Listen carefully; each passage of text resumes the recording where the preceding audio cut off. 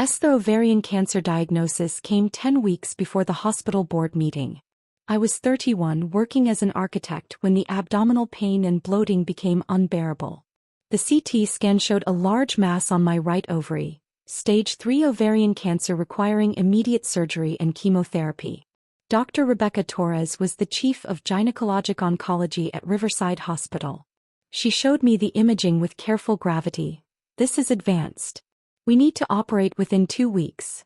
Full hysterectomy, omentectomy, lymph node removal. Then aggressive chemotherapy. Without treatment you have maybe 6 months. I called my parents that evening. My sister Lauren answered the phone. Hannah, I'm studying for boards. What's wrong? Lauren was a third-year resident in internal medicine at Riverside, the same hospital where I'd been diagnosed. She'd spent 3 years convinced she knew more than every attending physician. Lauren, I need to talk to Mom and Dad. I have ovarian cancer. Silence. Then laughter. Ovarian cancer? Hannah, you're 31. That's extremely rare. You probably just have a cyst or endometriosis. Lauren, the imaging shows a malignant mass. Imaging is interpretive. These radiologists overcall findings constantly. Trust me, I review scans every day. Her voice turned dismissive. You're being dramatic again. It's probably nothing. Mom's voice joined the call. What's going on? Hannah thinks she has ovarian cancer, Lauren said with amusement. Can you believe it? Ovarian cancer? Honey, that's very unlikely at your age. Are you sure you're not just stressed? Mom's tone was patronizing. You've always had health anxiety. 3 different doctors confirmed. Then get a 4th opinion. Doctors are wrong all the time. Lauren sounded confident. Look, I'm presenting my research at the hospital board meeting in 10 weeks. I don't have time for your medical drama. Just take some ibuprofen and relax. The surgery was scheduled for 12 days out. I told my family at Sunday dinner. Lauren came straight from the hospital in her white coat, setting it carefully over her chair where everyone could see it. You're actually scheduling surgery? Hannah, this is insane. You're letting some surgeon talk you into unnecessary abdominal surgery. Lauren, I have pathology confirming adenocarcinoma. Pathology can be wrong. False positives happen. She exchanged knowing looks with our parents. Who's doing the surgery? Rebecca Torres. She's known for being overly aggressive. Probably wants to pad her surgical numbers. She's the chief of gynecologic oncology. At Riverside, sure. But I work there, Hannah. I know which surgeons are trustworthy. Torres operates on everything. She's probably exaggerating your condition. Dad nodded. Your sister knows what she's talking about. She's almost a doctor. I have stage 3 cancer. According to people we don't know. I'll have one of the attendings look at your scans. I'm sure they'll tell you it's nothing serious. Lauren's voice turned cold. Honestly, Hannah, this feels like attention-seeking. You've always been jealous that I'm the successful one. Now I have a major board presentation and suddenly you have cancer. The surgery happened on schedule. My friend Maya took 3 weeks off to stay with me. My firm told me to take all the time I needed. My family sent a text. Hope your procedure goes well. Remember, Lauren's board presentation is in 8 weeks. Dr. Torres spent 9 hours removing my ovaries, uterus, fallopian tubes, omentum and lymph nodes where cancer had spread extensively. The pathology showed high-grade serous carcinoma with peritoneal involvement, worse than initial staging suggested. I woke up in ICU unable to sit up, facing months of brutal chemotherapy. Maya stayed every day helping me through the surgical drains, managing pain medication, holding my hand through the reality that I'd never have children. My family visited once, 4 days post-op. Lauren walked in wearing her white coat, stethoscope around her neck, clipboard under her arm, making sure everyone knew she was the medical professional. So what did they actually find? She asked, not looking at my bandaged abdomen or the drainage tubes. Stage 3C ovarian cancer. High-grade serous carcinoma. It had spread to my peritoneum. Lauren rolled her eyes. Staging is subjective. What one oncologist calls 3C, another might call 2B. This doesn't prove you needed this extensive surgery. Lauren, they removed cancer from multiple organs. Because Torres is aggressive. I bet a less knife-happy surgeon could have done something minimally invasive. He checked her watch. Anyway, you'll be recovered from my board presentation, right? The whole family needs to be there. It's a big deal for my career. I start chemotherapy in 3 weeks. Chemotherapy? For what Lauren just said might be stage 2 cancer at most. Mom looked concerned. Honey, that seems excessive. 3 pathologists confirmed stage 3C. Pathologists protect each other. They're not going to contradict each other's over readings. Lauren's voice was firm. Hannah, I'm telling you as someone who works at this hospital, you're being overtreated. Skip the chemo. You'll be fine. They left before my surgical oncology team came for rounds. What Lauren didn't know, what she'd been too arrogant to pay attention to, was that Dr. Rebecca Torres wasn't just chief of gynecologic oncology. She was on the hospital's executive committee and reviewed all resident performance evaluations. She'd been observing residents for months, including Lauren's unit. The recovery was brutal. 6 weeks post-op, still weak from surgery, I started chemotherapy. Carboplatin and paclitaxel that made me vomit for days, left my hands and feet numb, stole what remained of my hair. Maya coordinated care with friends.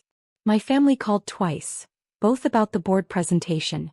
Hannah, Lauren's presenting her research on patient satisfaction scores. The whole board will be there, including the CEO. We need you there looking healthy. Mom, I'm on chemotherapy. That was your choice. Lauren didn't tell you to do chemo. The least you can do is support her big moment. 8 weeks into treatment, I was hospitalized for neutropenic fever, a life-threatening complication. Dr. Torres admitted me directly to the oncology floor, the same floor where Lauren was rotating. Lauren appeared during rounds, annoyed. Hannah, what are you doing here? Lauren's presentation is in 2 weeks. You don't have time for hospital drama. Your sister has neutropenic fever from chemotherapy, Dr. Torres said coolly. This is a potentially fatal complication. Neutropenic fever happens to lots of chemo patients. It's not that serious. Lauren waved her hand dismissively. Hannah's always been overdramatic about symptoms. She probably just has a regular fever and the oncology team is overreacting. Dr. Torres closed my chart slowly. Dr. Harrison, your sister has a documented absolute neutrophil count of 200. She's severely immunocompromised and at risk for sepsis. If you say so. I think she's just playing sick to get attention before my presentation. Lauren crossed her arms. Honestly, this whole cancer thing has been suspicious from the start. Stage 3 ovarian cancer at 31? The diagnosis was probably wrong. The diagnosis was confirmed by pathology, staging surgery, and imaging. Confirmed by people who didn't want to admit they were wrong. Lauren's voice rose. My sister is faking severity to steal attention from my career milestone. I've seen it my whole life. Whenever I achieve something, Hannah suddenly has a medical crisis. The nurses in the room exchanged shocked glances. Dr. Torres's expression went ice cold. Dr. Harrison, you're suggesting your sister fabricated stage 3 ovarian cancer? I'm suggesting she's exaggerating normal symptoms and letting doctors overtreat her for attention. Lauren gestured at me. Look at her, she's fine. Sitting up, talking normally. This hospitalization is unnecessary. She has a fever of 103 and a white blood cell count that puts her at risk for death. Or she has a regular fever and the labs are misread. It happens constantly. Lauren checked her pager. I have rounds. Tell Hannah to be at my presentation in 2 weeks, looking presentable. She left. Dr. Torres sat beside my bed, her expression furious. Hannah, I need your permission to do something. What? The hospital board meeting where your sister is presenting. I'm on that board. I review resident competency. And I'd like to present a case study on dangerous medical arrogance in residents. I looked at her. Using my case? Yes. Your sister just told me that stage 3C ovarian cancer is probably fake, that chemotherapy complications are attention-seeking, and that neutropenic fever isn't serious. Dr. Torres's voice was hard. She's a danger to patients. The board needs to know. The board meeting happened 2 weeks later. I was still weak from the hospitalization, but stable enough to attend. Maya drove me to Riverside's main conference room. The boardroom filled with hospital executives, department heads, medical staff. Lauren sat near the front with other residents, confident and prepared, her research presentation queued on her laptop. Dr. Torres opened the meeting. Before we hear from our residents, I need to present urgent findings regarding resident competency and patient safety. Lauren's smile faltered slightly. 3 months ago, a 31-year-old patient was diagnosed with stage 3C high-grade serous ovarian carcinoma at this hospital. She underwent extensive debulking surgery and is currently on aggressive chemotherapy. Dr. Torres pulled up my imaging on the screen. My surgical photos. My pathology reports. This patient's sister is a third-year internal medicine resident at Riverside. When informed of the cancer diagnosis, this resident told her sister it was probably nothing and attention-seeking. She told her to cancel surgery. She called the chief of gynecologic oncology overly aggressive. She suggested chemotherapy was unnecessary. Murmurs rippled through the room. Lauren's face went white. 2 weeks ago, when this patient was hospitalized for neutropenic fever, a life-threatening complication, this resident told nursing staff and attending physicians that her sister was faking and playing sick. She claimed stage 3C ovarian cancer was probably misdiagnosed, and that documented neutropenic fever was probably just a regular fever with misread labs. The room erupted in whispers. Department heads turned to look at Lauren. That resident is Dr. Lauren Harrison. The patient is her sister, Hannah Harrison, who is here today, 8 weeks into chemotherapy for confirmed stage 3C ovarian cancer. Every head turned. Thousands of eyes on me, then swiveling to Lauren. Dr. Harrison told her dying sister to skip cancer treatment. She accused oncology staff of overtreating. She dismissed neutropenic fever as attention-seeking. Dr. Torres's voice cut through the noise. A resident who cannot recognize stage 3 cancer, who dismisses chemotherapy complications, who accuses patients of faking life-threatening conditions, that resident is not safe to practice medicine. The hospital CEO stood. Dr. Torres, you're recommending? Immediate termination from the residency program. Review of her clinical decision-making on all patient cases.